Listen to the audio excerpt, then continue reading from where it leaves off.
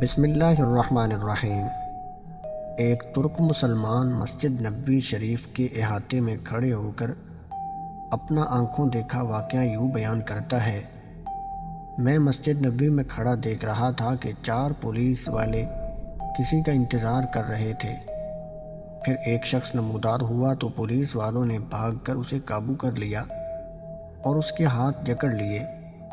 نوجوان نے کہا، مجھے دعا اور توسل کی اجازت دے دو، میری بات سن لو، میں کوئی بھکاری نہیں ہوں، نہ چور ہوں۔ پھر وہ جوان چیخنے لگا۔ میں نے اسے دیکھا تو ایسے لگا جیسے میں اسے جانتا ہوں۔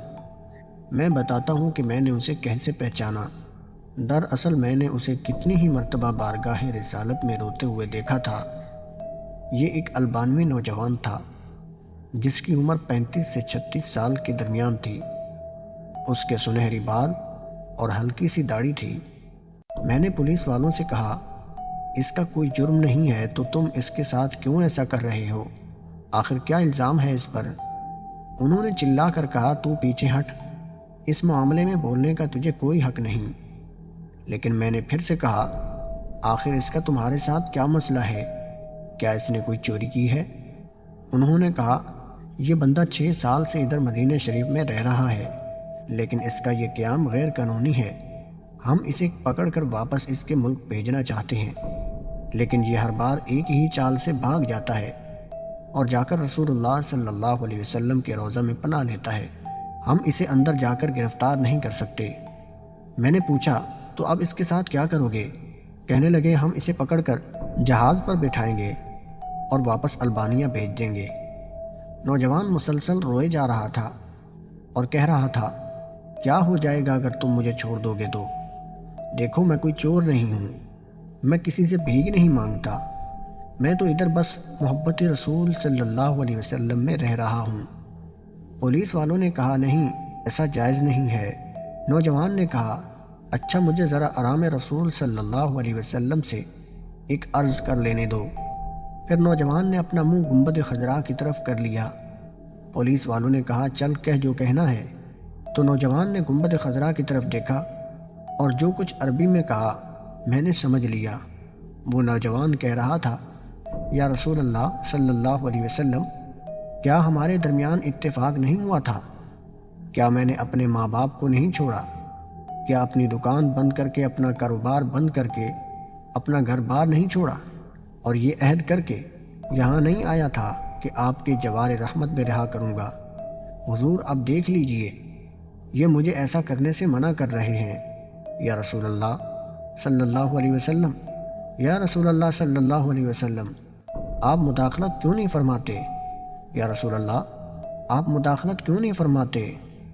اتنے میں نوجوان بے حال ہونے لگا تو پولیس والوں نے ذرا ڈھیل دی اور نوجوان نیچے گر گیا۔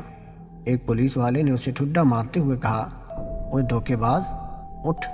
لیکن نوجوان نے کوئی رد عمل ظاہر نہ کیا۔ میں نے پولیس والوں سے کہا، یہ نہیں بھاگے گا، تم حمامات سے پانی لاؤ اور اس کے چہرے پر ڈالو۔ لیکن نوجوان کوئی حرکت نہیں کر رہا تھا۔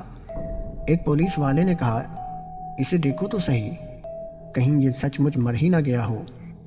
دوسرا پولیس والا کہنے لگا، اسے ہم نے کون سی ایسی ضرب لگائی ہے جس سے یہ مر جائے؟ پھر انہوں نے ایمبولینس کو بلایا۔ وہ ادھر سامنے والے 7 نمبر گیٹ سے ایک ایمبولینس لے آئے۔ انہوں نے نوجوان کی شہرک پر ہاتھ رکھ کر حرکت نوٹ کی اور نبض چیک کرتے ہوئے کہنے لگے، اسے تو مرے ہوئے 15 منٹ گزر چکے ہیں۔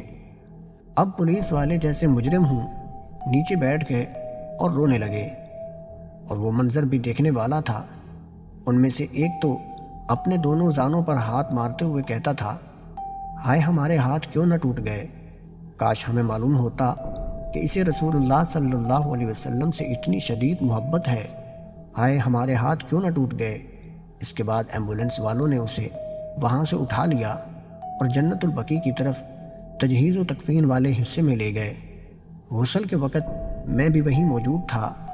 میں انہیں کہتا تھا، مجھے بھی ہاتھ لگانے دو، مجھے بھی اس کی چارپائی کو اٹھانے دو۔ جب جنازہ تیار ہو کر نماز کے لیے جانے لگا تو پولیس والوں نے مجھے کہا، ہم نے جتنا گناہ اٹھایا ہے بس اتنا کافی ہے، اسے ہمارے سوا کوئی نہیں اٹھائے گا۔ شاید اسی طرح ہمیں آخرت میں کچھ رعایت مل جائے۔